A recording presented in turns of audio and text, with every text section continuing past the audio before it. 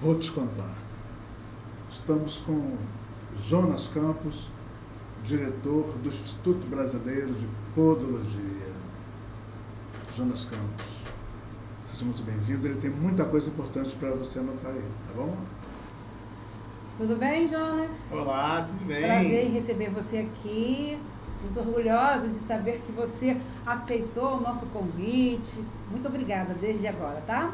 Eu que agradeço o convite, estar aqui com vocês e poder falar sobre um dos temas aí que eu mais gosto, né? Que é os cuidados importantes para pessoas diabéticas, né? Diabéticos precisam de cuidados especiais nos pés, então é um tema que eu gosto muito de conversar.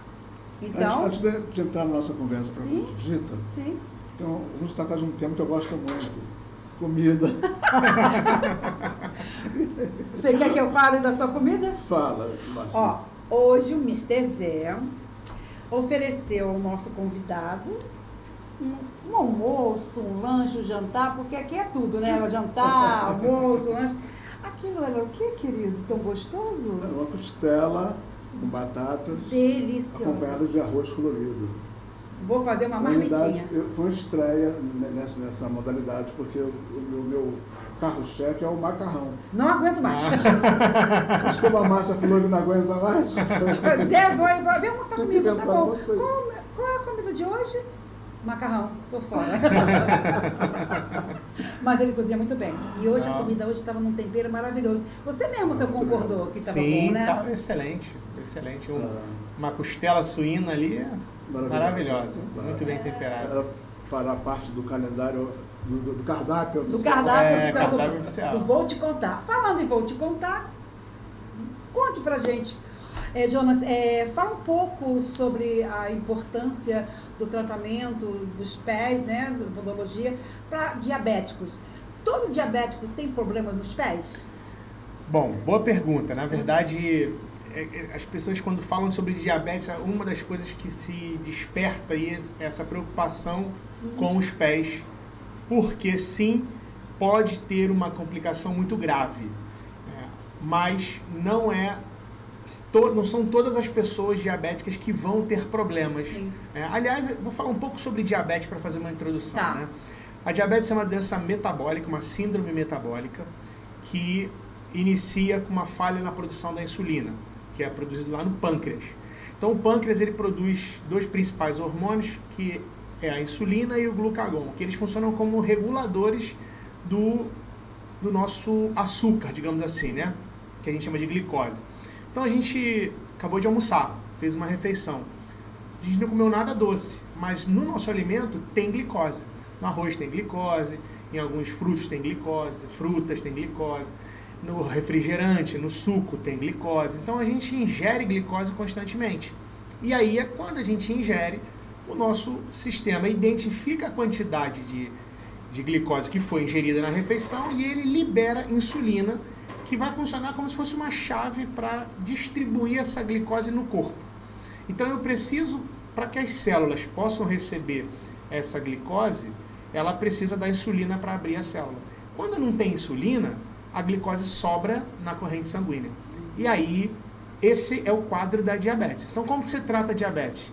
Identificando esse aumento da glicose, que fica sobrando no sangue, e depois disso, a gente precisa então entrar com um tratamento para diminuir o consumo de glicose, para ajudar nesse processo, e também, em alguns casos, a gente tem tipos de diabetes e tal, eu não vou entrar nesse detalhe porque é mais complexo, mas para a gente ajustar, digamos assim, e distribuir essa glicose que está no corpo. E concentrada ainda no sangue, porque a glicose ela é muito boa para o corpo, porque a gente, para produzir energia, para fazer qualquer coisa, a gente vai precisar de glicose e oxigênio. Só que o problema é que a gente precisa que essa glicose vá para dentro das células, né? E quando ela fica presa no sangue, ela começa a fazer mal. E aí, quando não há o tratamento adequado, a gente começa então a ter o acúmulo. E esse acúmulo começa a trazer outros problemas que são consequências da falta de tratamento da diabetes. Então, Quando a gente fala em diabetes, a gente fala de uma síndrome que tem a ver com essa regulação hormonal que vai contribuir, né, que vai distribuir essa glicose ingerida. Até aí não há nenhum problema, por exemplo, no pé. Só que quando não é tratado esse problema, e quando você fica constantemente com a glicose mais alta, aí sim começam a ter os problemas em outras partes do corpo, e não é só no pé. Então, por exemplo, é muito comum, vocês devem ter ouvido falar em cegueira diabética. Sim. Por quê? É a mesma coisa. Os excessos de glicose na corrente sanguínea começam a entupir, digamos assim, os microcapilares do globo ocular, trazendo esse quadro. A visão começa a ficar embaçada, daqui a pouco fica nublada, daqui a pouco ele vai perdendo a capacidade de enxergar e pode chegar até a cegueira total, que é a consequência dessa hiperglicemia continuada. Problemas renais, também é muito comum, a pessoa às vezes tem que entrar até para fazer tratamento com hemodiálise, porque não consegue ter mais filtragem. É como se ele estivesse calcificando ali os microcapilares também dos rins. E a neuropatia, que é uma complicação na rede nervosa, onde a gente tem a sensibilidade. E uma das consequências, que é a principal e mais grave, é a perda da sensibilidade. Então, a pessoa diabética que não tratou a diabetes ao longo de 5, 8, 10 anos, vai desenvolver essa neuropatia também. E essa neuropatia, ela é como se fosse, eu brinco dizendo que é como se você tivesse perdido o teu escudo, que é a proteção, que é a dor. Se você pisar numa água quente, se você pisar numa areia da praia quente, você vai em Copacabana fazer uma caminhada na praia, você pisa na areia quente, você, opa, tá quente, eu não vou caminhar. Uma pessoa diabética que não tem essa sensibilidade vai caminhar na areia quente, vai queimar o pé e não vai perceber. E ela vai para casa com o pé queimado sem saber. Aí ela chega em casa, toma um banho e tal, deita no sofá, bota o pé para cima, aí alguém vai olhar o pé dela que tá mais vermelho, que está às vezes com uma bolha, que está às vezes sangrando, alguma coisa do tipo. Então a neuropatia, que é essa perda da proteção da sensibilidade, é que é um dos maiores problemas. Por exemplo, um calçado que é feito para proteger, se ele estiver um pouquinho apertado, se ele estiver pressionando, machucando, gerando um calo, numa pessoa com sensibilidade, a pessoa vai tirar o sapato, não vai aguentar, vai usar só aquela vez, não usa mais. O diabético que tem neuropatia vai continuar usando aquele sapato, não vai perceber, e o problema vai se agravando. E uma outra complicação é a complicação vascular, que a gente chama de angiopatia diabética, que é uma doença também causada principalmente pela obstrução das artérias, que fazem o sangue chegar até os membros inferiores, que é a parte mais distante ali do coração, né? Então, a circulação começa a diminuir o fluxo sanguíneo no membro inferior, fazendo inclusive com que a pessoa tenha dificuldade de cicatrizar. Já ouviram essa história? Não, porque o diabético tem que tomar cuidado, não pode se machucar porque ele tem dificuldade de cicatrizar. Sim. Então, esse é o quadro que, quando você soma a perda da sensibilidade, você fica mais vulnerável, suscetível para lesão, e junto com a dificuldade de cicatrizar, você fica exposto, né? E aí é também comum que o diabético descompensado, que a gente chama quando ele está com a glicose alta, é natural que a imunidade também baixe. Então você tem um combo péssimo para a nossa saúde, que é não tem sensibilidade, não cicatriza e a imunidade é baixa. Aí você calça um sapato ou pisa descalço num lugar que tem uma bactéria, a bactéria gera uma infecção e aí entra esse quadro mais perigoso, que é o problema do pé diabético, né? E nem todo mundo tem pé diabético. Se você tiver diabetes, mas você tratar a doença adequadamente, o problema no pé não vai surgir, não vai aparecer. Então tem que ficar muito claro isso para as pessoas, porque às vezes também eu vou conversar sobre isso com as pessoas diabéticas e elas se alarmam, meu Deus, então meu pé vai cair e tal. Não, se você tratar, se você tiver prioridade no tratamento, por isso que é tão importante esse tratamento sempre precoce, porque quanto mais rápido você conseguir regular a sua quantidade de glicose no sangue e se conseguir mantê-la regulada, menor será o dano que a diabetes vai trazer. Gente. É um negócio sério. E eu soube que no Brasil temos mais de 5 milhões de pessoas com problemas de diabetes e não sabem que tem a doença. Então, qual seria o passo, os primeiros passos para poder detectar a existência desse problema? Esse é um grande problema, Zé. Por quê? A diabetes é uma doença muito silenciosa. Se a gente compara, por exemplo, a diabetes com a hipertensão arterial. A hipertensão arterial, você começa a ficar com a pressão alta, você sente dor de cabeça, você sente pressão na nuca. Quando a pressão está muito baixa, você sente fraqueza, você desmaia. Com a diabetes, é comum a pessoa, às vezes, diabetes tipo 2, a glicose dela chegar a 300, 400 e ela está normal. Sim. Ela não está sentindo nada. E aí, ela só consegue descobrir que está com esse quadro quando ela faz um exame de sangue, quando ela faz um testezinho de glicemia, que é aquele aparelhozinho que fura o dedinho e dá uma gotinha no aparelho e a gente acaba descobrindo ali que a gente chama de glicemia capilar. E aí você falando em números, antes até de eu entrar nesse ponto, quero alarmar realmente as pessoas, por quê? Por ser uma doença que realmente é assintomática, você não tem nenhum sintoma, tem que ter esse cuidado de buscar a informação. No Brasil hoje, segundo dados recentes da Sociedade Brasileira de Diabetes, nós temos 20 milhões de pessoas com diabetes. Isso representa 10% da nossa população. Dali você tem esse dado que você trouxe aí, que também foi descoberto recentemente, é que cerca de 5 milhões, ou seja, 25% da população que tem diabetes, não sabe que tem diabetes. Justamente por essa ausência dos sintomas claros, né? Porque existem alguns sintomas? Existem, mas eles são tão sorrateiros. Por exemplo, muita sede. A pessoa começa a ficar com boca seca. Bebe. Mas, por exemplo, agora aqui, por eu estar falando, eu fico com a boca seca. Então, pode ser que eu comece a sentir, eu esteja com a minha glicose alta e eu comece a sentir a boca seca e não associe esse sintoma a uma possível diabetes. Porque eu posso ter boca seca porque eu estou falando muito, posso ter boca seca porque bebi pouca água, hidratei pouco. Então, esse é um dos sintomas que, se você estiver sentindo, é importante estar atento. Outro sintoma é excesso de urina. A pessoa urina muito. Mas também está relacionado à quantidade de água que bebe. Porque quanto mais água eu bebo, mais eu vou urinar.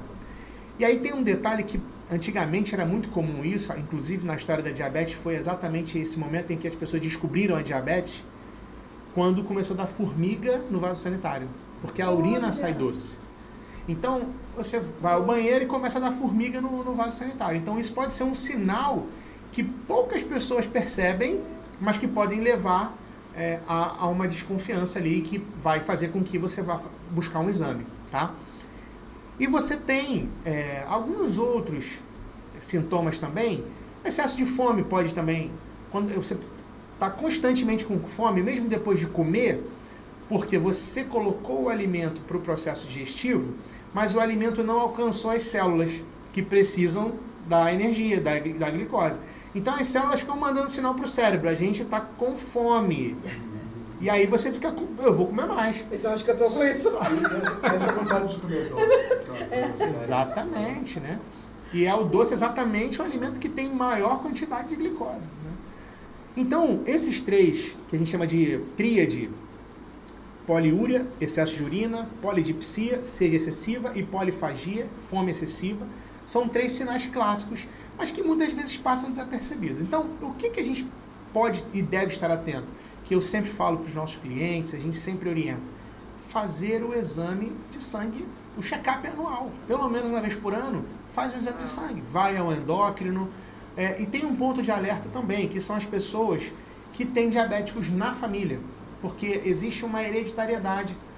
E quando você tem alguém na sua família, seja por parte de pai ou de mãe, que tem diabetes, você é um candidato a se tornar diabético. Então é importante que, sabendo desse histórico familiar, você também esteja atento. Né? Então, uma vez ao ano, pelo menos, fazer um exame de sangue. Né? Eu sou um cara que eu não gosto de ficar procurando doença. Mas tem que... Né?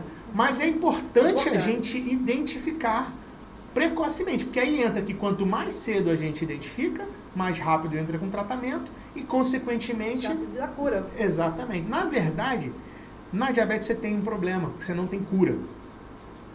Quando a palavra cura, significa que você não teria mais aquele problema. Mas na prática, a diabetes é uma doença que não tem cura. Então, você vai precisar apenas adequar a sua vida a essa nova condição. Então, você vai precisar o tempo inteiro ter atenção aos alimentos que você está ingerindo, entra uma prática muito importante que é a atividade física, que é muito importante para ajudar nesse processo do tratamento da diabetes. E, eventualmente, quando já é diagnosticada a diabetes mesmo, tem que ter a medicação ou a insulina. Aí depende do momento da doença e do tipo de doença também. Né? Ou seja, se o nosso organismo não produz suficiente, eu preciso fazer essa ingestão ou essa injeção, né? Porque a insulina ela é injetada. E os hipoglicemiantes orais não são uma insulina propriamente dita. Elas são alguns fármacos que nos ajudam na metabolização dessa glicose. Eles ajudam no processo de absorção da insulina, da glicose pelo corpo. Né? Então, tem que seguir o tratamento. Né? Agora, para fazer essa descoberta, fazendo o exame. Tem que fazer o exame. E aí eu quero só abrir um parênteses rápido, porque como podólogo, podologista, né, e eu atuo já nesse mercado há mais de 20 anos, a gente tem um cuidado enorme hoje, porque como muitas pessoas não sabem que são diabéticas, elas podem ir ao podólogo sem saber que estão diabéticas. Sim. E elas podem ter alguns sintomas que nos chamam a atenção. Então a gente costuma fazer o teste de glicemia capilar, que é esse testezinho de furar o dedo. Não para um diagnóstico, não para eu saber se ela está com algum problema, mas para eu saber naquele momento como está o nível de glicose dela. E se der acima da média, eu já posso orientá-la a buscar um tratamento. Seja alerta. Exatamente. E também enxergar possíveis sintomas como perda de sensibilidade, dificuldade de cicatrização. Aí tem algumas características que a gente considera como vasculares, né? Que é um quadro de isquemia, onde eu tenho uma diminuição no fluxo sanguíneo. Então a gente faz uma avaliação para identificar isso precocemente. Que quanto antes, eu costumo dizer que é uma corrida contra o tempo. Quanto antes a gente descobrir e tratar, menos danos a gente vai ter no futuro. É que é o tipo de doença que a pessoa se dá conta quando está já no olho do furacão. É quando o médico fala, você tem diabetes, né? Aí o cara, e agora o que é que eu faço? Ele não tem uma informação anterior, de modo geral, sobre a doença, para agir preventivamente, tratando bem a alimentação, a atividade física. Os brasileiros, eu acredito que a população mundial, de modo geral, não se preocupa em saber que tipo de doença pode afetar a sua vida, né? E a diabetes é uma delas. Quando o cara vê, já está com o problema instalado. E seria muito bom se houvesse muito mais explanação a respeito do diabetes para chamar atenção para esse problema que é muito grave. Exato. E eu digo isso de cadeira porque eu vivo esse problema, né?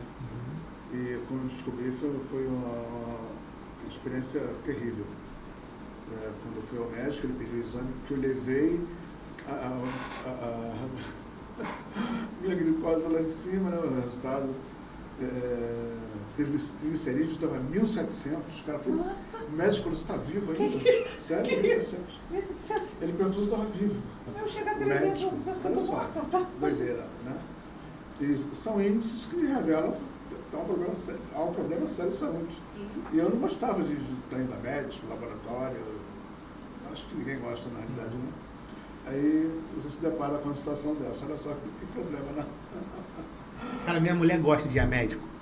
Ela gosta. O que acontece? Ela fala assim, não, eu tenho que me cuidar. Ela tá certa. Tá certíssimo. Mas é realmente algo que eu, particularmente, também só vou assim no último, mas eu, por exemplo, já sabendo da minha condição, né, inclusive, sabendo da minha condição, né, eu não falei aqui, mas, por exemplo, eu estive há 2 anos atrás pré-diabético.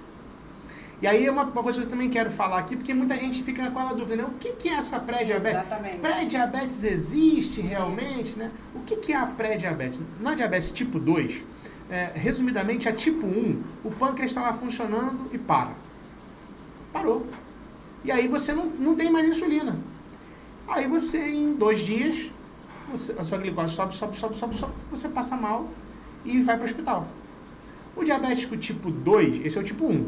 Aí tem que tratar, tem que fazer insulinoterapia, né? Você tem que injetar insulina e tal, substituir o que o pâncreas não está produzindo. Na tipo 2, o pâncreas funciona, para. Funciona, para. Funciona, para. Ou ele funciona sempre, mas produzindo uma insulina ruim. E aí o que acontece? A glicose vai subindo devagarinho. E aí tem um momento, uma faixa, que ela começou a subir, que ela ainda é tratável. Ou seja, se eu pegar ela... A gente tem, na verdade, para fazer diagnóstico de diabetes, os médicos utilizam não o índice glicêmico propriamente dito. Tem uma outra... A glicada? A hemoglobina glicada, que é uma avaliação mais longa, né? Sim. Porque a gente consegue fazer uma estimativa de um período de 3 meses. Porque aquele negócio, vai fazer exame? Pô, fazer exame amanhã, vou maneirar hoje, né? É verdade. O exame sempre tá bom. A semana inteira, o mês inteiro, você está comendo de tudo e... Exatamente. Só que na glicada, na hemoglobina glicada, você consegue fazer uma estimativa de 3 meses aproximadamente, que é o tempo que a hemoglobina vive no sangue, né? Então, quando a gente faz essa análise lá no exame, a gente consegue identificar exatamente com maior precisão. Então, você tem um índice de hemoglobina glicada, que é essa faixa onde ela está acima do desejado, mas ela ainda não atingiu um nível de irreversibilidade, ou seja, eu ainda consigo, mudando a alimentação e hábitos, fazer com que ela baixe novamente. E aí, na verdade, não existe ainda também uma cura para pré-diabetes. O que existe a gente chama de remissão. É como se eu tivesse me redimido pelos meus atos e agora eu vou começar de novo. Sabe? Eu acho isso fantástico. Eu fui na médica, como você, né? Passou a pandemia, eu estava cansado, obeso demais. Sabe, como você não está bem? Aí, pô, não, vou no médico. Aí fui fazer uns exames. Jonas, você está pré-diabético, você está muito acima do seu peso, você precisa emagrecer. Dieta, fui no nutricionista, alimentação e academia. Acabou. Básico é esse. Para pré-diabetes não entra medicação, geralmente não entra. Em 6 meses eu consegui fazer a remissão, eu voltei para o meu índice normal. Só que aí que tá, bom, agora eu tô curado, né? Vou fiar o pé na jaca? Não. Agora daqui até eu morrer eu preciso ter sempre esses mesmos cuidados. Ou seja, eu consegui uma remissão, onde a minha glicada caiu, mas eu continuo sendo um paciente de risco para diabetes o tempo inteiro. Então eu preciso me cuidar continuamente. É uma predisposição. Eu tenho essa predisposição. É como se eu estivesse numa fila invisível que se eu não me cuidar... Desculpe, gente, estamos ao vivo. Estamos ao vivo. Se eu não me cuidar, eu vou acabar me expondo, né? E vou me tornar diabético. E aí, quando eu atinjo esse nível da glicada, quando ela passa de 6,5, aí eu sou considerado, de fato, diabético. Mas por que, Jonas? Porque depois você não consegue mais fazer ela voltar. Depois que ela passa de 6,5, é como se fosse um material elástico que você estica e depois ele não volta mais. Então, só uma dúvida, Jonas. Por exemplo, eu sou pré-diabético, não sei se você fala 2, eu nem me importo muito com esses nomes aí. Eu estava 6,5. Aí fui fazer exame, estava 7,5. Aí fiz o último agora, está 7,8. Não desceu. Não está descendo. Exatamente isso. Não está descendo. A minha glicose, ela chegava a 110, 120, que eu achava normal. Porque se eu chegasse a 90, eu tinha hipoglicemia, eu passava mal, caía, entendeu? Só que agora ela foi para 150, não baixa de 150. Aí hoje eu faço pilates, eu caminho na praia, mas eu venho fazendo isso desde o início deste ano, entendeu? Então, assim, eu não vi, na verdade, para mim, muita mudança na baixa da minha glicose. Tudo bem, você está caminhando, está fazendo pilates, e a sua alimentação? Eu falei, não, continua mesmo, eu como minha bananada, que eu adoro, né, Zé? Nós adoramos bananada, né? Eu venho aqui na casa, dá bananada aí. Sabe, eu como doce, muito raro, eu não sou viciada em doce, entendeu? Mas minha alimentação é uma alimentação saudável, mas enfim, não entendi agora o porquê que ela deu mais essa subidinha. Exatamente aí, pelo fato de você ter passado do 6,5. Por isso que existe muito bom o seu exemplo, porque se você tivesse como pré-diabética de 6,5 para baixo, sim, se você mudasse esses hábitos, você conseguiria descer. Sim, mas depois que passa de 6,5 é que entra o diagnóstico da diabetes. Então, ou seja, você é diabética e você vai continuar sendo diabética a vida toda. Mas a minha glicose está 150, está alta? Está um pouco alta. Porém, dentro da literatura, é o esperado para um diabético. A gente tem que estar sempre lutando para ela descer. Mas é esperado que ela fique alta, pelo fato de ter a diabetes. Se você conseguir manter assim, você não vai ter complicação. Você precisa trabalhar isso. Tentar baixar o máximo que for possível porque o ideal é chegar na casa dos 100. né? Só que para uma pessoa diabética é mais difícil. É. Tá? Agora, qual que é o grande problema? Isso não traz sintoma e você não fica atenta a possíveis picos. Sim. Então, o que é importante a gente pensar que o paciente tipo 2, ele é aquele paciente silencioso que vai subindo devagarinho, você não percebe. Então, é importante sempre fazer anualmente a consulta médica para acompanhar Eu e faço de ajustar 6 em 6 sempre meses. 6 em 6 meses. Eu faço de 6 em 6 meses. Mas então, eu descobri isso exatamente indo numa endocrinologista, né? Porque eu estou com 30 quilos além do meu peso, então eu estou com sobrepeso, né? Isso tudo também influencia. E ela fez um exame de sangue. Através do exame de sangue, que eu não sei qual foi que ela pediu, ela falou pra mim, você é diabética. Eu falei, o quê? Que diabética? Eu falei, doutor, eu não sou diabética. Que isso? E aí eu me lembrei, ela perguntou, tem alguém na sua casa? Aí eu lembrei, diabético? Não, tem pessoas com problema de coração e tal. Aí eu me lembrei que a mãe do meu pai morreu nova, teve complicação porque ela era diabética. Então, eu herdei no meu DNAzinho, eu fui premiada, né? Por essa coisinha aí, né? Então, assim, e o que eu achei estranho, disse, tem mais de 10 anos que eu tomo remédio, muito mais, e ela ficava isso, 100, 110, 120, 120. Agora, de 2 meses para cá, eu sempre faço a medição, né? Tá 150, 155. Falei, gente, não aceito. Agora, Márcia, uma coisa que é fundamental, a alimentação.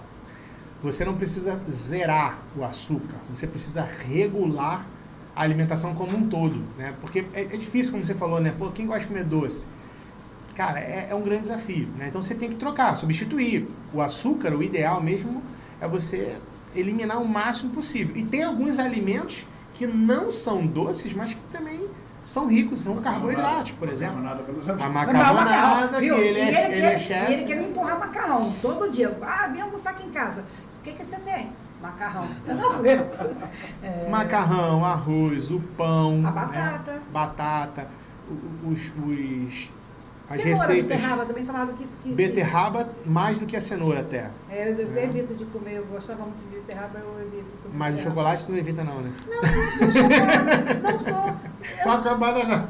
Só com a bananada, entendeu? Com doce de batata, entendeu? Que eu vou comer. Não, mas se você conseguir melhorar a sua alimentação como um todo, você vai ter um resultado mais efetivo, né? Que é um grande desafio, gente. Por quê? Na verdade, eu gosto muito de falar sobre isso, porque é algo que poucas pessoas param para pensar. A alimentação, né, quando Deus criou o homem, ele criou o alimento para nos nutrir. E hoje a gente usa a alimentação como algo para se divertir. Né? A sociedade veio evoluindo. Hoje a gente tem uma alimentação recreativa. Então, aniversário da Márcia, o que a gente vai fazer? Comer, morar. Comer, morar. Então, a gente come mais do que deveria, a gente bebe mais do que deveria. Alimentos que são saborosos, mas não são nutritivos. A gente não tem tempo, porque para cozinhar é difícil, né? E eu não tenho tempo. Aí eu vou comprar aquela lasanha do micro-ondas, bota no micro-ondas lá, rapidão, tá pronto. Então, esses hábitos e essa alimentação que ao longo dos anos, por exemplo, o açúcar. O açúcar, ele é viciante. Tem um estudo que fala que é mais difícil você vencer o vício do açúcar do que o da cocaína. Nossa. É mais difícil você parar de comer doce do que você parar de usar a cocaína. Por quê? Porque o açúcar tem esse alto índice de viciamento, né? Pode-se dizer assim. Então, o que a gente precisa? Mudar nosso comportamento. Isso para tudo. A gente está falando aqui de diabetes, mas é para tudo. Para a nossa saúde como um todo, né? E outra coisa também que, paralelo nos últimos anos, a gente foi ficando mais sedentário. Porque hoje tudo é controle, né? Celular. Antigamente você queria comer um lanche, vai na rua, come. Hoje você pede no iFood. Né? Hoje você não anda mais de ônibus quase, é só Uber. Uber para na sua porta, te deixa na porta onde você quer. Então a gente vai diminuindo, até em casa, dentro de casa, a televisão tem controle remoto, o som tem controle remoto, é tudo acessível para você fazer o mínimo de esforço possível. Agora até Alexa, apaga a luz. Eu ia falar isso agora, não precisa nem apertar, só falar, só abrir a boca. Eu falo sobre Alexa. Então, isso tudo vai fazendo com que a gente fique cada vez mais sedentário. E aí vão surgindo várias outras doenças, inclusive doenças cardiovasculares e tudo mais. Então, foca na alimentação. Né? Foca na alimentação, vá na nutricionista. Hoje em dia as nutricionistas estão... Antigamente a nutricionista era assim, você tem que fazer isso, isso e isso. Aí colocava um monte de alimento que você não conhecia até, não gostava. Você começava a fazer uma semana, depois você largava de mão. Sim. Hoje as nutricionistas elas fazem uma coisa que eu acho legal, que elas avaliam os seus hábitos, encaixam, ajustam os seus hábitos. Então, tipo, eu como 10 horas da noite. Pô, o cara 20 anos come 10 horas da noite. Como é que você vai fazer ele parar de comer? Não tem como. Então, vamos ajustar o que você come às 10? O que você come? Eu como um pedaço de bolo de chocolate, ou então um bolo de cenoura com calda de chocolate. Vamos trocar por uma banana? Os primeiros dias é ruim, mas depois você fala assim, cara, eu gostei de comer uma banana. Porque você vai valorizando, exatamente, a questão do hábito, tudo. Então, a alimentação é a chave disso tudo. E aí entra a questão emocional também, né? Porque hoje a gente come muito mais pelas nossas emoções. A gente tem ansiedade, come. A gente está triste, come. A gente está feliz, a gente come. A gente come sempre. E é isso que traz o problema, né? Esse excesso. É como se fosse uma embriaguez alimentar. E a gente come excessivamente.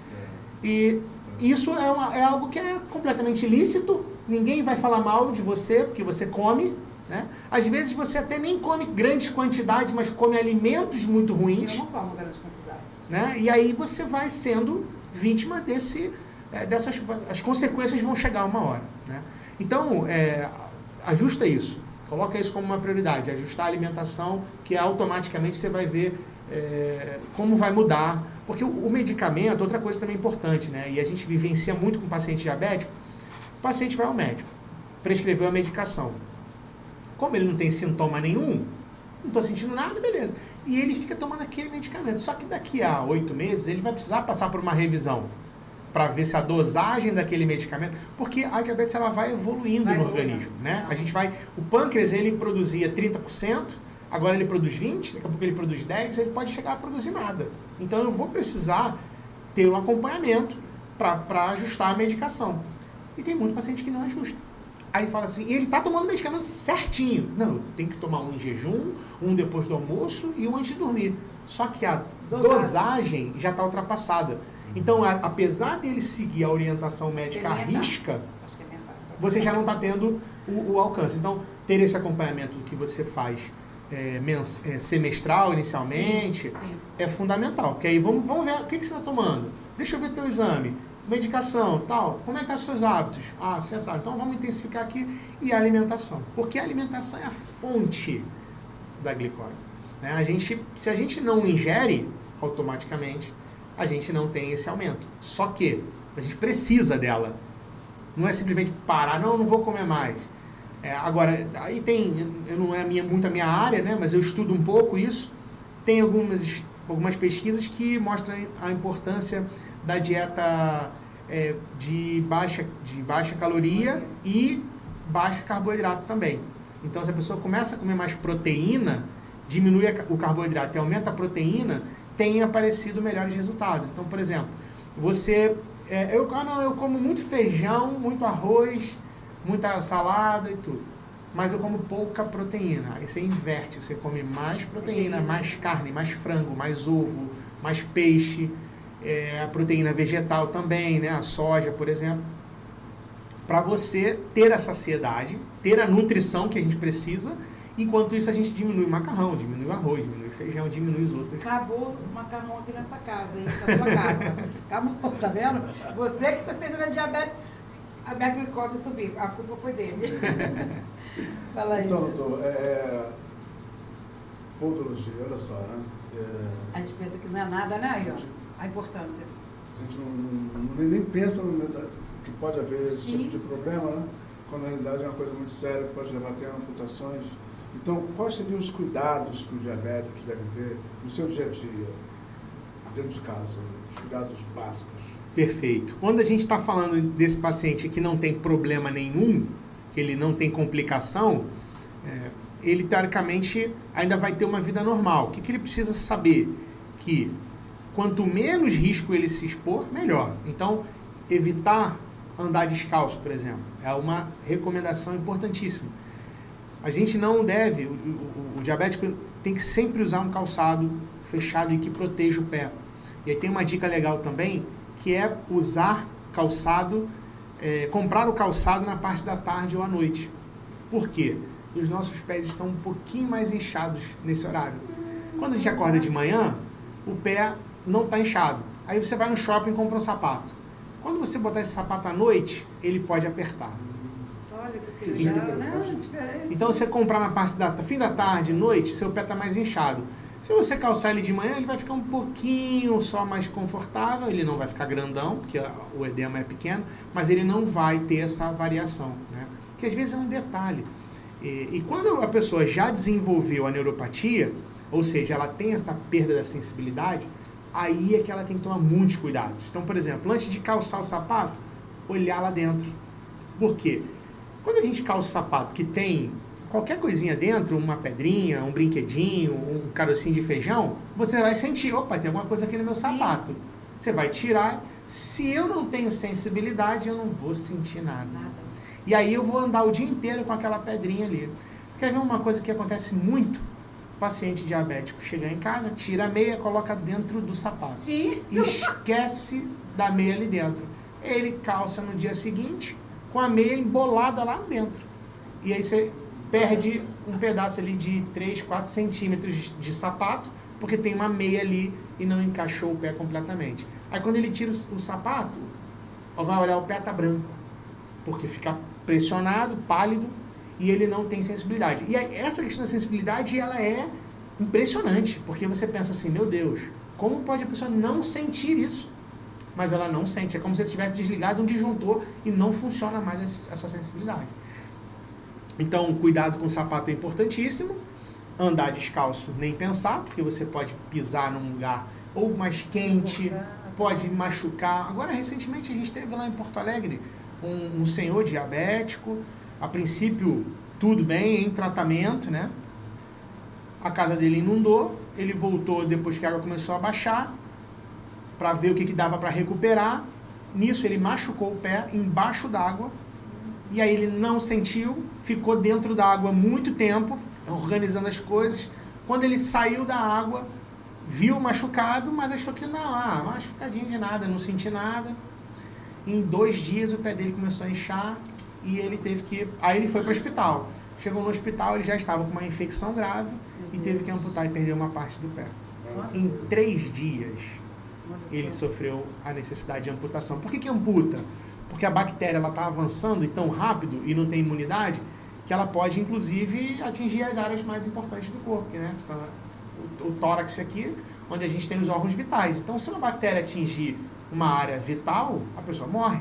Sim. Então, é por isso que geralmente tem que se fazer essa amputação. É uma forma de extirpar aquela parte doente do corpo, né? E aí esse paciente teve que amputar uma parte do pé, né? Até veio na mídia, até postei no Instagram também. Então, esse cuidado, a sensibilidade, ele é muito importante. Então, pessoas que são diabéticas, ainda que não saibam da sua condição da neuropatia, já deve ter esses hábitos, né? Porque depois, no futuro, você não vai precisar mais mudar. Se um dia você vir a desenvolver aquela complicação, você vai poder viver normalmente com todos aqueles cuidados, né? Então, por exemplo, usar uma bota, quem trabalha com coisas pontiagudas, em lugares que tem pontas, né? Usar uma bota de proteção, ou de couro, ou até de borracha mesmo. O detalhe também, uma dica importante da meia. A meia de algodão, de preferência, sem costura, porque existem meias sem costura. A própria costurazinha da meia machuca, às vezes você não sente. E a gente recomenda que seja branca, uma cor clara, bem clarinha, porque se sangrar, você consegue observar. Você tira uma meia preta do pé, ou uma azul marinho marrom, você não vai ver sangue na meia, mas quando ela é branca, você inspeciona a meia e dá para identificar. Então são pequenos detalhes que você ajusta no seu dia a dia que diminui o risco que você vai ter, né? E aí, obviamente, que inspecionar os pés diariamente, dependendo do nível. Se você não tem sensibilidade nenhuma, temos que inspecionar. Então, olhar o pé, porque se eu não sinto, tem que ver, tem que enxergar. E às vezes até pedir ajuda de alguém em casa, né? Você dá uma olhadinha aqui no meu pé para ver se está tudo bem. E dicas importantes de higiene para evitar micose. Por exemplo, micose é causada por fungo. O fungo está na nossa pele, está no nosso corpo, está no nosso banheiro, está na nossa casa, na nossa cama. O que separa o fungo de uma micose no nosso corpo é a nossa imunidade. Quando a nossa imunidade baixa, a gente fica vulnerável. O pé, ele está sempre exposto, né? Então você vai tomar banho. A umidade que muitas vezes a gente fica no pé já é um ambiente para o fungo acabar desenvolvendo. Então secar os pés após o banho que às vezes a gente acaba não fazendo, né? A gente dá aquela batidinha no tapete e segue. Aí bota a meia, bota o sapato e fica o dia inteiro com o pé molhado. Às vezes tem gente que sua muito no pé. Então essa umidade no pé é um ambiente onde acaba desenvolvendo frequentemente fungo. E aí o fungo é uma porta de entrada para a bactéria, que aí pode gerar infecção. Inclusive, todas essas informações e dicas que a gente precisa dar para os pacientes diabéticos, a gente acabou criando, então, um folder com elas aqui dentro. Todos os cuidados que são importantes para o dia a dia.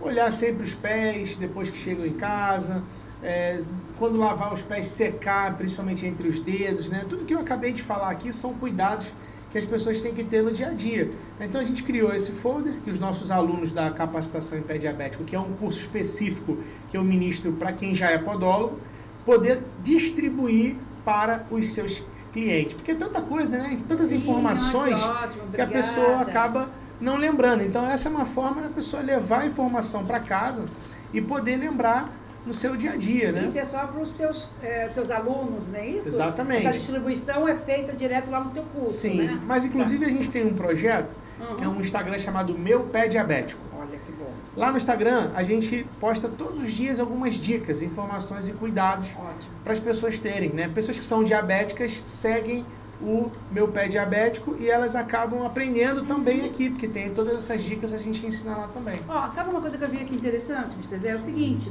coisa que eu acho que ninguém faz. Se tiver alguém que faz isso, pode falar aqui com a gente que eu vou dizer assim, olha, aqui ó, quando for a consulta médica, peça para examinar seus pés. Ah, você já alguma vez já pediu para o seu médico examinar seus pés? Eu Às nunca vezes os médicos se prontificaram a fazer isso. Não, Raras.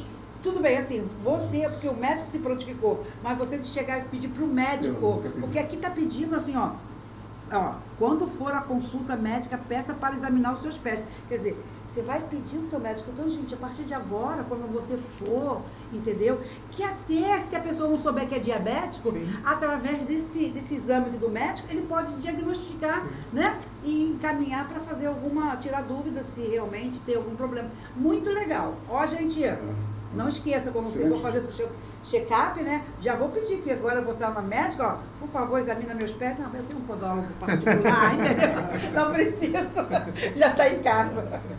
Ai, que bom, muito legal isso, Jana, muito legal mesmo, olha. Eu tenho uma dúvida, assim, quando eu saio do banho, né, enxugo o pé, assim, daquele jeito como você falou, mas agora eu sempre coloco álcool, porque lá no Ibrap mesmo que me ensinaram isso, entendeu? Porque o álcool tem essa... Como fala, ele faz teu pé secar mais rápido. Ele evapora a água. Exatamente. Aí eu faço isso. Aí eu peguei um sprayzinho, vou lá, coloco, toda vez que eu coloco o meu tênis, eu coloco no pé antes de calçar a meia. E uma coisa que você falou sobre sensibilidade, que ele perguntou, é o seguinte, nos meus 4 dedinhos dos pés esquerdo, eu sinto formigamento. Tem dia que tá legal, tem dia que tá bem forte. Aí de noite eu vou, boto um travesseirinho, suspendo a perna, porque eu não sei se é da diabetes ou se é da coluna, entendeu? Sendo que uma médica me ensinou, e eu tinha esquecido, sempre quando eu for dormir, por isso que eu lembrei, por que as velhinhas sempre usavam meia, nossas avós usavam meia, chinelinho de borracha, mas colocava meia. E quando eu coloco essa meia para dormir, no dia seguinte meu pé não está formigando. Entendeu? Então, assim, ontem eu não dormi com a meia, hoje eu tô sentindo ele formigar. Então, mas tem dia que tá complicado. Eu vou lá, faço massagem e tal. Então, assim, eu acho que é muito legal, não sei se você sabe explicar sobre isso, deve saber, claro, sobre colocar meia para dormir, entendeu? Não é, pode ser no calor, pode ser no inverno, mas ela funcionou para mim e eu acho que funcionava para as senhorinhas, né? Que eu sempre usou meia no pé, que a gente até ria das nossas avós usar essa, não sei se você já viu, ou sua mãe, sua avó com meinha no pé, com meia e tal. Aí você podia dar uma explicação sobre isso pra gente? As nossas extremidades, naturalmente, elas são mais frias mesmo, né? Pela questão de ser uma extremidade do corpo e em relação à temperatura, a gente acaba absorvendo menos esse calor, digamos assim, e produzindo menos calor. Uma das coisas que mantém o nosso corpo quente é a circulação sanguínea. E lá no pé eu tenho geralmente um fluxo sanguíneo menor do que em outras partes do corpo. Estão mais distantes do coração, que é o centro de bombeamento. Então é natural já, qualquer pessoa ter a extremidade um pouco mais fria. Quando a gente usa a meia, por exemplo, a gente diminui essa sensação, né? E aumenta a temperatura ali, ficando o pé mais aquecido. E aí ajuda para duas coisas. Para isso, para essa questão de dormências e tudo, que pode ter uma relação com a diabetes, sim, ou não, tá? Mas a grande maioria dos casos é uma tendência que você já está desenvolvendo algum sinal da neuropatia, então tem que ficar atenta realmente a isso. E também tem a questão da temperatura mesmo, né? O pé vai ficando mais frio e automaticamente vai gerando essa dormência, esse formigamento, formigamento, que também é sinal de neuropatia. Então, de fato, é importantíssimo usar a meia. A gente, inclusive, recomenda que antes de calçar a meia, a gente use hidratante no pé. Porque a neuropatia, uma das disfunções que ela vai acometer é a produção de suor. A gente chama isso de neuropatia autonômica. O corpo começa a diminuir essa produção de suor e aí faz com que a pele fique mais ressecada. E aí fica exposta à abertura de fissuras, porque a pele seca, ela racha. Então abre aquelas rachaduras do calcanhar, né? Então, hidratar passa a ser algo que vai manter a pele em condições de melhor equilíbrio. Então, antes de dormir, hidrata e calça a meia. Tá? Então, é bem legal também utilizar esse cuidado. Porque eu te perguntar também, quando se der as feridinhas, né, assim, na unha, no dedo, qual seriam os cuidados? Só de falar disso, de hidratar o pé, eu acho que é excelente realmente, porque se você principalmente se você tem uma pele seca, a tendência é ficar bem secada e ferir mesmo, porque ela abre, sangra, vira uma feridinha ali mesmo. Então, esse seria um dos cuidados, né, que a gente deve ter, né? E a pessoa diabética, ao perceber qualquer alteração, tem que procurar atendimento. Seja podológico, se for um caso ainda menos grave, sim, ou se for algo do tipo um edema ou uma lesão já presente, algo mais grave, com muita dor, tem que ir ao serviço médico de saúde, tem que ir na emergência. Se tiver um médico que faça acompanhamento, comunicar ao médico, mas tem que ir ao hospital. Por quê? Porque ela começa assim, ela começa rápido e rápido ela evolui. Não dá para esperar 4 dias, 5 dias, uma semana para ir ver o que é. Porque a gente, é normal, quando você se machuca, só uma machucadinha, daqui a pouco vai melhorar. No caso do diabético, pode ser tarde demais quando ele for procurar. Muito cuidado mesmo.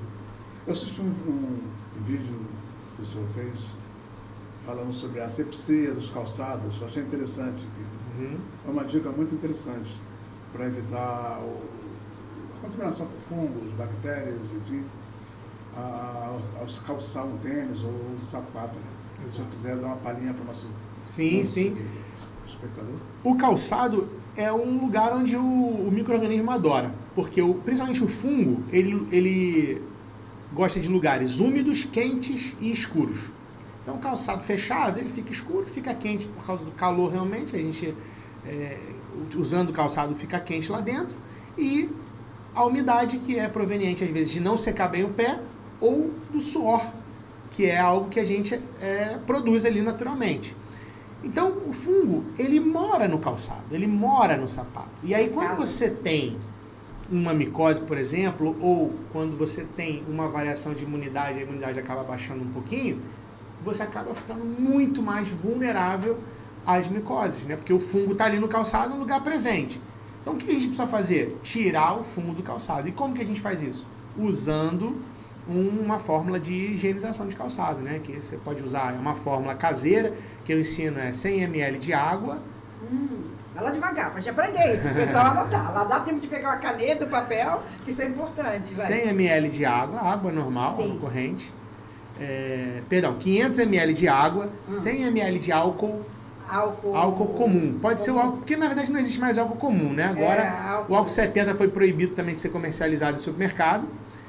Agora eles estão com álcool 46%. 46%. Pode ser esse. Tá. Então 500 ml de água, 100 ml de álcool e meia colher de sopa, um pouquinho menos da metade, ou uma colher de sobremesa, de água sanitária. Água sanitária. Mistura, coloca no borrifador. Sim. E aí você vai borrifar no calçado depois que usar. Chegou em casa, tira o sapato, borrifa lá dentro, tá? Tem os sprays já de uso comercial, o lisoforme. Eu comprei essa semana, agora botando meus tênis, eu vou lavar e Pode ser também, a gente tem lá na clínica um spray, uma solução também que é especificamente para calçado, que não é o mesmo que a gente recomenda usar no pé, porque no pé a gente usa o desodorante. Então você tem um desodorante para o pé, que às vezes a pessoa que sua muito é normal ficar com mau cheiro. Por quê? A bactéria ela se alimenta do suor, então ela fica presente no sapato. Então você precisa cuidar do sapato e do pé, simultaneamente. Agora, quem não tem problema de mau cheiro, tem o fungo que ainda assim se prolifera dentro do calçado. Então, quem está com alguma alteração, com alguma micose, precisa fazer isso como parte do tratamento. E aí, inclusive, é aquela sensação que a gente tem, né? Você vai no podólogo, você que vai lá sempre. Depois eu vou fazer. Não foi no podólogo, Zé? Não, eu convidei. Tem que levar ele lá. Ele vai gostar. Ó, eu vou aproveitar aqui, né? Não estou fazendo meu merchan aqui não, tá? Eu estou falando que eu vou lá me viciar, né? Eu já há muito tempo que eu vou lá de cortesia, entendeu? Não é porque ele está aqui agora não, tá, gente? Então, assim, eu vou lá e fico muito feliz, eu vejo que o meu pé totalmente aliviado. Por que acontece? Eu peguei uma micose em um salão. Por quê? Assim, não estou falando mal das manicures nem do salão, é só o cuidado. Por exemplo, hoje você chega numa manicure no salão, tudo bem, tem lá aquele, forninho que fala para aquecer? Estufa, né? Mas antigamente não tinha. Então você tirava a cutícula de uma pessoa aqui, aí daqui a pouco já vinha outra, só passava ali um álcool, seja lá o que for, e tirava. Então, isso, você não sabe como é que está a sua saúde, né? É precária. Nada contra a manicure. Aliás, tem grandes amigas manicure que eu vou até indicar para o seu curso, que eu falei seu curso, que eu acho que é importante você que é manicure, sabe, fazer esse curso, porque vai dar mais confiança, vai dar credibilidade para os seus clientes, que vai se sentir ali segura, sabendo que é alguém que está mexendo nos seus pés, poxa, nossa perna, nossos pés é importante, é que sustenta o nosso corpo, é que faz o andar. Então a gente tem que ter um cuidado com os pés mesmo, né? Então, eu passei a ir lá neles para fazer esse tratamento, entendeu? E já estou praticamente curado, só falta um pedacinho, porque a unha tem que crescer, vai cortando e vai, né, para poder sair a micose, mas foi uma micose braba mesmo. Então, vai fazer esse curso de podologia, é interessante. Seria bom de falar sobre esse curso. Eu tenho visto nas postagens, e vi lá muitas mulheres, não vi nenhum cara lá se formando, não. Tem, já fui me tratar com um homem. Então é interessante isso, porque agora você falou em manicure, me liguei, bom, é porque é uma matéria de grande interesse dos manicures. Sim, a maioria estão fazendo isso, porque agrega até a menina que foi fazer minha unha. Assim, eu falei, Verônica, vai fazer o curso de podologia, porque você vai aumentar seu capitalzinho, porque você vai chegar lá para fazer a unha lá das madames, das suas clientes lá, você sabendo que é podologia, meu pé, eu tô com calosidade, eu tô com isso, pronto, já faz, de um trabalho faz dois, a gente sai de lá com 50, você vai sair com 100, 200, então isso é importante, é um crescimento profissional. A palavra está agora para o senhor, por favor. Na verdade, a podologia, ela surge, ela evolui da área que a gente chamava antes de calista, que era o profissional que trabalhava no Dr. Scholl. Nossa. Você tinha aquelas... Copacabana tem muito Dr. Scholl, né? Que é uma clínica de, hoje em dia, né, podologia, mas que antes era chamada de calista. E a grande maioria eram homens. Os homens eram calistas, porque eles trabalhavam, inclusive eles eram... Vamos falar de muitos anos atrás, o cirurgião barbeiro que chamava. Que ele extraía dente, inclusive, por isso que era cirurgião, ele extraía dente, ele tratava furúnculo, fazia curativo, cuidava de unha encravada, então ele fazia tudo. Aí foi se separando um pouquinho, né? O cirurgião dentista foi para a universidade, foi para a academia de ciências, né? Ele teve que estudar para passar a ser cirurgião. Depois o barbeiro passou a fazer cabelo e barba somente, e o calista ficou cuidando dessa parte dos tratamentos do pé, né? E aí, nesse momento, era maçante ali a presença masculina, eram muitos homens, os homens eram os calistas, né? Tinham poucas mulheres. Só que, geralmente, quem ia ao calista era o homem que usava mais sapato fechado e tal, e a mulher, ela ia a pedicure. A pedicure, é verdade. Só que aí começou, então, quando a podologia aparece com uma tendência mais científica, a se unificar esse tratamento, tanto para homem como para mulher. É um tratamento unissex e que prevalece também hoje a grande maioria das mulheres é que se cuidam mais com o podólogo. Porque antigamente o calista ele era mais restrito a alguns tipos de tratamento. Hoje a gente tem uma imensidão de procedimentos e técnicas para tratamentos, muitos recursos. E é uma profissão muito científica. Então a gente hoje tem a ciência por trás. Antes era muito mais a parte empírica, né? Bom, eu vi ele fazendo, vi que deu certo, eu vou fazer também, e deu certo. E não deu, então deixa eu ver se assim deu, então tinha muito esse trabalho empírico. Bom, depois disso, começaram então a ter houve essa migração das mulheres que começaram a enxergar que era legal e bacana cuidar da saúde dos pés das pessoas, e elas já eram manicures e pedicures e falaram, bom, isso aqui é um passo à frente que eu vou dar, né? Então, na história, a gente vê as mulheres, só que elas entraram e tomaram de assalto. Hoje você tem 9 mulheres para cada um. Nas redes sociais, meu público é 90% feminino. E me segue, me acompanha e tudo.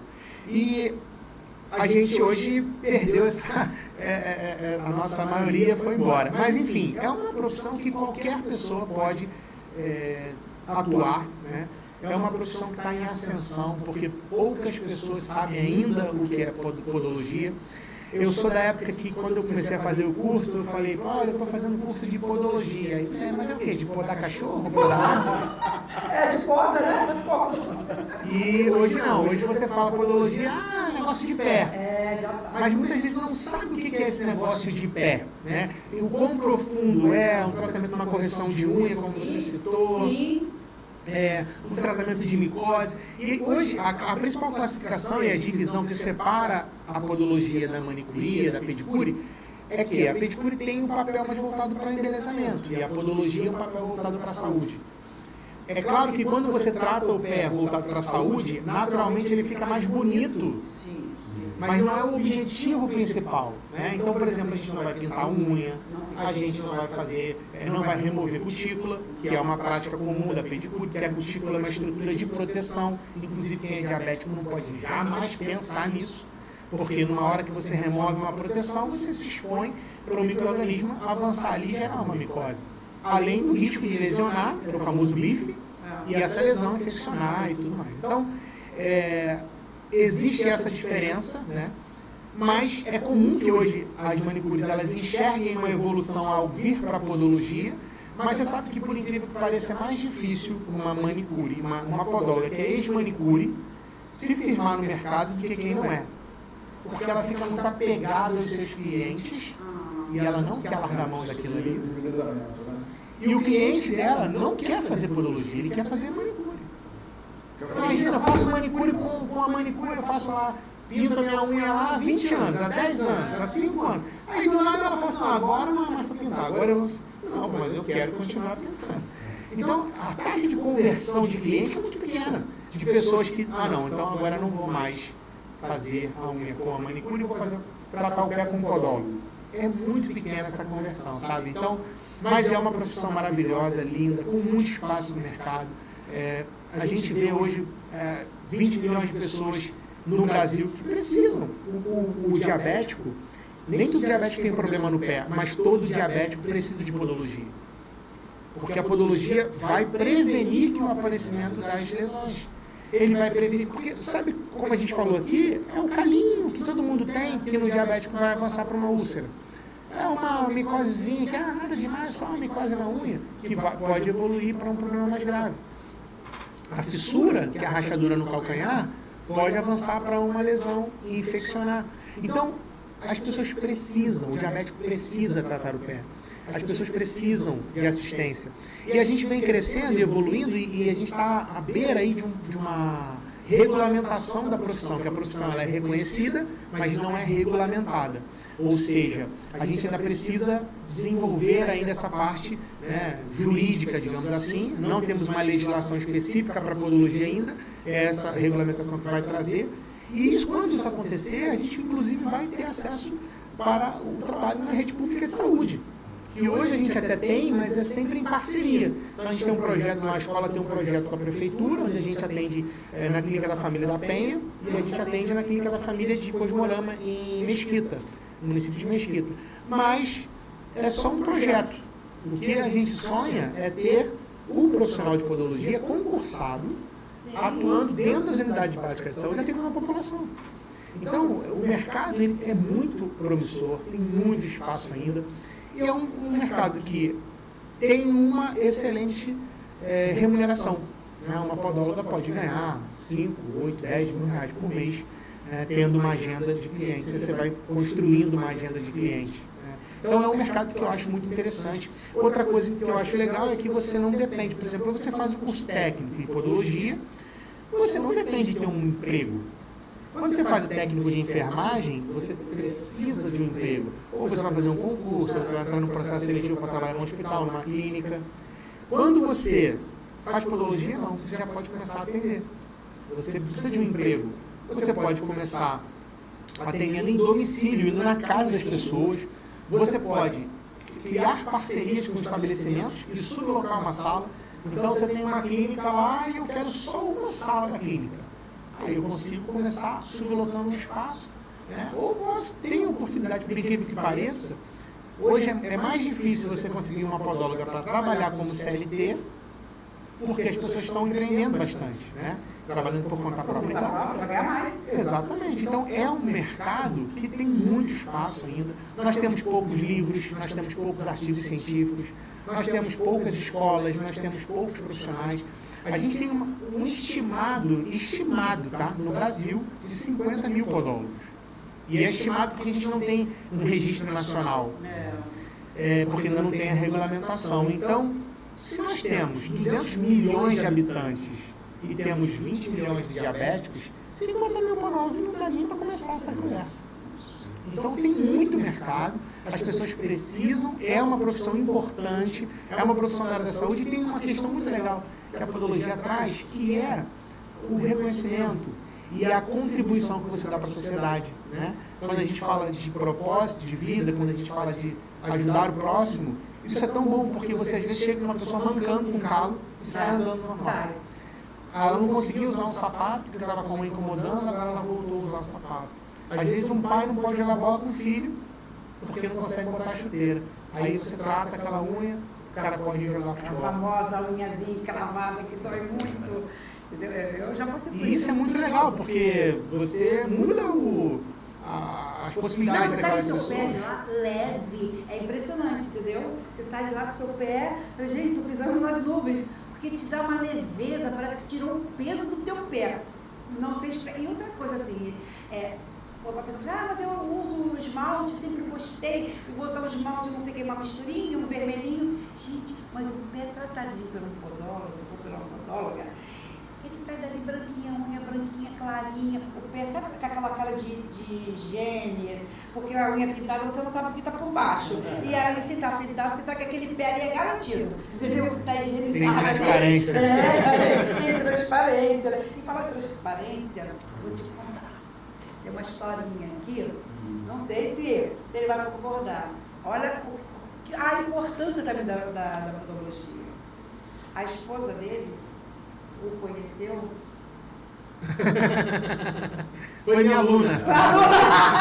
Agora está casado, gente. Ó, não tem vez, já foi. Já foi. Olha, que coisa, entendeu? Então, assim, que Deus prepara, né? Deus preparou.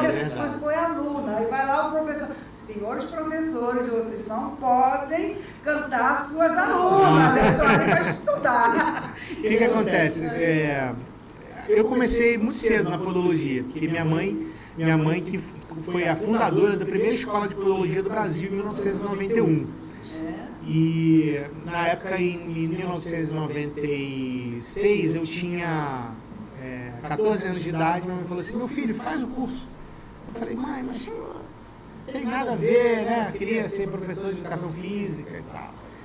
Com 14 anos eu comecei a estudar, vi que era legal, realmente comecei a gostar disso. Né? E comecei a trabalhar muito jovem, com 18 anos eu comecei a trabalhar já como podólogo, eu trabalho desde 14 com a minha mãe, ajudando, né? Vai na rua, tirava xerox e tal, aquela época que tinha o office boy, né? E fazia toda a parte de computador, imprimia apostila, certificado e tal. E comecei a trabalhar com 18 anos. Então, conheci uma aluna minha que trabalhava como recepcionista numa clínica de podologia. Que é Ana Carolina. E aí, ela foi minha aluna, e aí eu me apaixonei por ela. Você tinha, né? Quantos anos de casados? Quantos anos de casados? A gente tem 12 anos de casado. Ah, 12 já? Casamos, não, 12 não, 14 anos, casamos em 2010. Gente, você colocou 12 tem o isso Samuel. no Face a historinha de vocês, o casamento de vocês ali? E aí ela foi fazer o curso, a gente se conheceu, aí a gente saiu uma vez, tal, começamos a namorar, não deu certo. Isso que é legal. Aí a gente se separou. Aí tocamos a vida e tal, passou alguns anos à frente. Inclusive, nesse período eu me converti. É isso que eu te falar, ele não era convertido. Né? Me converti, e aí a Carolina me procura. Tudo bem, Jonas, eu queria ver, que eu tô querendo voltar para a podologia, que ela também não estava trabalhando na área. Eu queria voltar para a podologia, queria saber se você pode me ajudar e tal. Aí eu trabalhava numa rede de franquias e fazia treinamento lá, e chamei ela para ir treinar comigo lá. Acabou que ela aproveitou uma vaga, uma oportunidade que tinha, e foi trabalhar na rede. E aí eu falei assim, tu tá indo lá na igreja toda quarta? Você não vem lá comigo? E aí a gente reaproximou, aí começamos a namorar. Aí o pastor falou assim, vocês já namoraram o suficiente, agora vocês vão casar. Eu falei, então vamos casar. Os podólogos Os podólogos é verdade. Então, para você ver o que, quando Deus traça, né, para você o caminho, você vai dar uma porção de volta e ver, o caminho é esse aqui, eu mandei você fazer isso aqui, ó. Só gasta tempo. Só gasta tempo, porque, né, não obedece, né? Então, a gente está em casa. Para fazer o curso lá, como é que é? Qual o endereço, qual o contato? É um curso técnico em podologia, né? O curso tem 1.200 horas, que é o mínimo exigido pelo MEC, né? Que, na verdade, pela Secretaria de Educação, mas a lei é do MEC. Por ser de nível técnico, tem que ter o ensino médio completo, e a duração é de 18 a 24 meses. Então, é 1 ano e meio, 2 anos, de acordo com a turma escolhida. Porque você tem turmas que tem aula uma vez só por semana, e tem turmas que tem aula 3 vezes por semana. Então, isso que determina. Metade do curso é teoria e metade é prática, mão na massa. Esse aqui é o grande diferencial. A gente está há 32 anos no mercado, hoje a gente é uma das maiores escolas do Brasil e a gente tem um reconhecimento muito grande pela nossa qualidade. E essa qualidade vem exatamente pela prática que a gente submete os alunos. Você é nossa cliente lá, observa isso. O aluno ele põe a mão na massa de verdade. Porque diferente de outras profissões, não tem como, por exemplo, o podólogo fazer um estágio fora. Ele só aprende fazendo. Ele não aprende vendo. Ele vendo, ele tem uma referência, mas quando ele vai botar a mão na massa, ele sente a dificuldade. Então, esse é o nosso diferencial. O nosso curso ele tem metade do tempo de prática, mão na massa. Isso faz com que o profissional saia preparado para trabalhar. E 90% sai de lá já trabalhando praticamente. Né? Quem chega na reta final do curso, eles começam a procurar. E aí, quem já é empreendedor adequa o seu espaço para trabalhar como podólogo. Quem trabalha CLT começa a procurar emprego já como podólogo, né? E tem muitas oportunidades no mercado. O curso fica aqui no Rio de Janeiro, né? Na Abolição, a nossa unidade lá. E aí a gente está com matrículas abertas, sempre tem uma turma começando, porque tem turma da manhã, turma de segunda, turma de terça, então sempre tem uma vaga lá disponível. Deixa o endereço. O endereço é Travessa Santa Martinha, número 103. Tem um telefone lá também, o 21 DDD 99 não é 99 não. Dá o telefone certo, poxa. 98136-4481. Você também é palestrante, né? Então Sim, o pessoal sim. vai... Eu sou um influencer, digital influencer. Digital influencer de podologia, olha que chique. Exatamente. Na verdade, eu sempre gostei muito de fotografia e filmagem. Sempre gostei. Criança, eu ganhei aquela maquinazinha de filme, né? E eu quero fotógrafo da família e tal. E depois vem as mídias digitais, aí pronto, né? Aí você se acaba, que você não tem limite, né? Aí quando começou essa era agora mais recente de Instagram, eu comecei a estudar isso, porque também vi que era uma excelente forma de você captar clientes, de você mostrar o seu trabalho, né? E hoje está todo mundo no celular, né? Hoje você esquece qualquer coisa em casa, mas o celular você volta para buscar. É verdade. Meu, acabou de tocar aqui, você tá vendo aqui, ó? Ao vivo, E pra te eu achar lá? até desliguei já. No Instagram. No Instagram é @jonas.ibrap.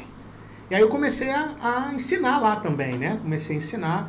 E como eu encontrei, acho que um dos meus propósitos é realmente ensinar, o ensino faz parte da minha vida, né? Eu comecei a me dedicar a ensinar também online, né? Principalmente na época da pandemia, que a gente ficou em casa preso, então eu falei, vou usar a internet para isso. Aí criei agora recentemente, eu já tinha um canal no YouTube, mas recentemente a gente começou a produzir mais conteúdo, então a gente produz, faço live toda segunda-feira para podólogos, inclusive, galera que quiser conhecer também, no meu YouTube, que tem as lives lá de todas as segundas, e no Instagram a gente se comunica, né? Respondo todos os comentários, a galera que conversa lá comigo, a gente interage bastante, né? Sou um entusiasta também do empreendedorismo, porque acredito que o empreendedorismo pode transformar a realidade das pessoas, né? Minha mãe viveu isso, minha mãe se separou jovem do meu pai e ela trabalhava como assistente, secretária de advogado e tal. E ela viu que, pô, com o salário que eu ganho, como é que eu vou criar essas dois moleques, eu e meu irmão? E aí ela começou a pesquisar, e foi fazer um curso de cabeleireiro, só que ela viu que tinha uma cantina lá parada que não estava funcionando bem, aí ela chegou pra moça, bota aí um almoço pra gente, a gente vem aqui fazer o curso, não tem almoço. Aí a moça da cantina falou, você não quer assumir a cantina, não? Aí ela, eu quero. Aí pegou a cantina, aí pegou a cantina, botou almoço, botou isso, botou aquilo. Aí a professora dela falou assim, pô, Célia, tu organizou a cantina aí, tu não quer montar uma escola comigo, não? Aí ela falou assim, eu quero. Aí foi que ela começou esse trabalho de educação profissional. Aí começou a escola e eu vi essa transição em que minha mãe vivia uma vida de muitas dificuldades para depois que ela conseguiu nos oferecer. A gente passou uma infância muito difícil, mas depois na minha juventude eu fui tendo esse acesso que eu não tinha antes. Eu falei, cara, isso jamais seria possível numa condição assim, não estou falando de uma pessoa que tem condições de estudar, de fazer uma faculdade, que os pais conseguem ajudar, né? Hoje em dia a classe média sai do ensino médio e tem que trabalhar. Já quer morar sozinho, já quer ter sua independência, começa a trabalhar, não tem tempo de estudar. Então fica cada vez mais difícil. Empreender hoje acho que é uma grande possibilidade. Na podologia existe essa possibilidade. Sim, né? E você tem mais liberdade. Você pode, por exemplo, escolher, olha, de manhã eu vou passar amanhã com meu filho, depois eu boto ele de tarde no colégio, vou trabalhar, à noite meu marido pega na creche, eu fico até um pouco mais tarde. Você consegue ter mais flexibilidade, consegue se programar, fazer agenda e tal. Então eu sou entusiasta e eu estimulo as pessoas a empreenderem, né?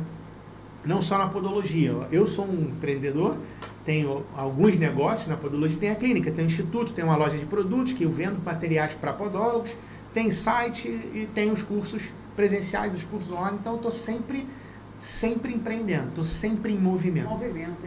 Eu acho que isso aqui é fantástico, é o que me faz sobreviver. Ô Zé, Mr. Zé, vamos contar uma coisa pra ele. Tira aqui uma promessinha aqui pra ele. Legal, hein? Vou fazer melhor ainda. Ele vai tirar uma promessa pra ele. Eu vou tirar? É. Então tá. Mexe. Vai mexer, vamos ver. Isso aqui é muito legal. Eu ficava amarradão quando era criança, eu ia na casa de uma tia. Tem pra você hoje, hein? Na casa de uma tia que tinha um negocinho desse, eu via 16 por dia. Agora eu vou ver um só. Vai. Ó Senhor Deus, eu sempre cantarei a respeito do teu amor e anunciarei a tua fidelidade a todas as gerações.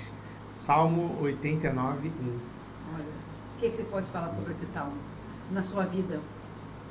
Aqui é algo que eu levo muito assim. Depois que eu me converti, eu comecei a reparar muito a ação de Deus na minha vida, né? E eu tenho uma coisa que eu sou muito grato, sempre sou muito grato. E eu brigo lá em casa com os meus filhos por causa disso. Porque essa geração hoje quer reclamar de tudo, né, cara? Cara, Agradece a Deus que você tem uma casa, você tem um teto, você tem pai e mãe, você tem saúde, você tem tanta coisa para agradecer que se você for agradecer tudo, meu amigo, você nem tem tempo de ficar triste. Verdade. E nem pensar no que você não tem ainda, né? Verdade. Então, eu acho que a gratidão é a minha forma de anunciar a bondade e a misericórdia de Deus sobre a minha vida, sabe? É ser grato porque Ele me deu, né?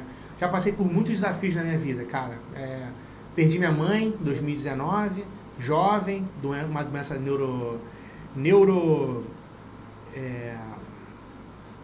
neurodegenerativa, uma doença rara. Meu irmão, com 29 anos, sofreu um acidente de carro e morreu. E aí, meu pai já tinha morrido antes. Quer dizer, hoje a gente tem, na minha família, eu tenho só uma tia, que é a irmã da minha mãe, que mora longe. Minha avó mora com ela lá. Eu tenho uma prima aqui que mora aqui, que é família, que é mais próximo. E a nossa rede de apoio é muito resumida. A gente tem a família da minha esposa, que é o que está mais perto da gente. Mas eu sempre vejo que em todas as coisas Deus está no controle. Né? Então, eu sempre descanso. A gente sempre vai querer progredir, melhorar, dar o melhor, porque eu enxergo que através do meu trabalho eu ajudo outras pessoas. Sim, claro. Na podologia, enquanto podólogo, o que eu posso ajudar o meu paciente para que ele não desenvolva uma complicação, que ele não chegue a perder o pé, por exemplo, que seja um diabético. Como professor, eu levo conhecimento para outras pessoas que vão cuidar de outras vidas e também que vão transformar suas próprias vidas. Então eu enxergo isso como algo que é um chamado mesmo na minha vida, né? E eu tenho essa gratidão contínua, né? Eu vejo que Deus está sempre, esse cantarei a respeito do teu amor é a minha sensação, meu cântico é a gratidão que eu tenho a Deus. Gostei disso aqui, muito bom. Obrigado, glória a Deus. Muito bem, Mr. Zé. Nós vamos nos despedir agora do Jonas. Quero que você volte outras vezes para falar de outros assuntos sobre a podologia, né? Você é uma pessoa muito instruída, pode nos ajudar e muita gente que está nos assistindo agora, né? Que seja de boa valia para todo mundo. E as portas estão abertas aqui do nosso Vou Te Contar. Vou te contar. Vou te contar. Foi maravilhoso estar aqui com você. Muito bom, entendeu? muito bom. Não tenho nem palavras, eu nem posso falar muito porque eu sou suspeita, mas eu vou te contar que eu sou a tia da esposa dele, que não foi proteção de trazer ele aqui, não, porque eu já falei pra você, eu trabalhei num canal de TV aqui da Rede Mais Família, e falei lá pro dono da TV, que é o Rinaldi, que é o criador do Patati Patatá, falei assim, Rinaldi, eu quero trazer aqui no programa aqui uma pessoa, um jovem guerreiro, batalhador, que... sabe, venceu mesmo, porque ele chegou a trabalhar com o negócio de transporte. Ele trabalhou com, como é que dá o nome? Tapioca. Ele nunca teve medo de enfrentar as coisas, entendeu? E eu sempre falo assim, da minha sobrinha ter encontrado o Jonas, naquele momento, foi livramento de Deus e muitas coisas da vida dela. Eu digo assim, eu sempre falo, ele foi um anjo para ela. Ela também foi um anjo para você, sim, claro, evidente, né? Que Deus une propósito. Então, Deus, hoje ela trabalha lá com ele, ela é o braço direito dele. Ela que manda, na verdade. Ela que manda, entendeu? Manda em tudo, até nele. Tudo bem. Então, assim, aí eu falei para ele, vamos trazê-lo aqui para ele falar um pouco, né? Do trabalho dele, da superação e tal. E levei ele lá em São Paulo para fazer esse programa, porque a gente tem que... A vida está tão complicada, você abre sua internet aí, você só vê bobagens, entendeu? Colocando coisas assim absurdas, que não dá para um filho seu, tem que tomar até cuidado quando está no computador. E você ouvir uma pessoa falar de coisas que podem edificar a sua vida, a sua família, a sua saúde, isso é importante. E eu creio, né, e você sabe disso também, está de acordo, que o nosso propósito aqui desse podcast exatamente é para poder ajudar as pessoas, né? Levar o conhecimento, porque a única coisa que ninguém tira de você é o conhecimento, entendeu? Porque tá aqui, ninguém vai tirar. Você é a caixinha de Deus aqui, guardadinho. Então, muito obrigada mais uma vez, entendeu? Deus continue te abençoando. E vou levar o Mr. Zé lá para cuidar dos pezinhos dele. Tem que levar o Mr. Zé lá. E a gente pode fazer o seguinte, vamos combinar aqui com a minha equipe, para quando o Mr. Zé lá for lá, a gente vai fazer um vídeo para contar essa história. Eu não tenho podcast lá, mas vamos fazer um vídeo contando essa história. Olha aqui, para você fazer um videozinho para mim, eu vou fazer E aí a gente vai postar no canal aqui do podcast. Tudo bem. Mas eu vou estar lá. Você vai também, a gente claro. coloca numa cadeira do Pronto, lado dele pra... equipe do... Vou te contar. Exato. Aí tá os dois lá e ele vai filmar assim e pega nós dois. Entendeu? Eu sei que o prestígio é pra você, tudo bem, mas eu vou ficar ali diz a sua alma. Como é que se diz a sua segunda? Com você. Você divide? Então tá ótimo. Legal. Por favor, fala. Eu desejo muito sucesso para vocês com esse projeto aqui, porque eu sei que vai abençoar muitas vidas. Amém. Também. Obrigada. Né? Hoje a gente, como você falou, a gente está carente de pessoas boas colocarem para fora aquilo que elas têm dentro delas. Né? A internet hoje tem um dado, eu não sei a precisão, mas a maioria do conteúdo que tem na internet hoje são coisas ruins. É pornografia, é violência, enfim. Essa hipersexualidade das crianças, né? É muita informação ruim. Né? Muito besterol. Então, fazer um projeto como esse, trazer pessoas aqui para trazer informações de qualidade, acessível também às pessoas, porque também, às vezes a gente não tem tempo de assistir a televisão, que às vezes tem coisa legal, né? E a internet é uma ferramenta incrível e eu desejo que vocês alcancem muitas pessoas aqui com esse conteúdo de vocês, que seja um sucesso esse projeto. Né? E contem comigo sempre. Sempre eu vou vir aqui contar mais coisas aí para vocês. Poxa, obrigada, obrigada. Deus abençoe a sua vida, sua família e você que está assistindo esse podcast. Seja muito abençoada a sua vida. Obrigada, gente. Vou te contar na próxima vez. Agora não. Obrigado, Querido, gente. Deus abençoe. Valeu. Amém. Obrigadão. Missão, propósito, compromisso. É assim que a Rede Mais Família de Comunicação gera conteúdo diariamente, levando uma mensagem positiva até a sua casa. Entretenimento sadio e muita alegria faz da Rede Mais Família uma TV diferenciada. Esse novo conceito tem alcançado muitas vidas e transformado a realidade de milhares de pessoas. Para continuarmos nessa linda trajetória, convidamos você a caminhar lado a lado conosco. Com a sua parceria com a TV do Bem, alcançará ainda mais famílias por todo o país, fortalecendo a fé, a união e a motivação para enfrentar os desafios da vida. E é por meio da sabedoria milenar que você pode se tornar um apoiador. Adquirindo hoje essa linda Bíblia totalmente personalizada, você ajuda a propagar ainda mais as boas novas para a nossa nação. Feita com riqueza de detalhes, a Bíblia Sagrada levará seu nome gravado nesta capa totalmente dourada. E de brinde, lhe enviaremos também um lindo marca-páginas para acompanhar o seu devocional diário. Entre em contato agora e solicite a sua Bíblia personalizada.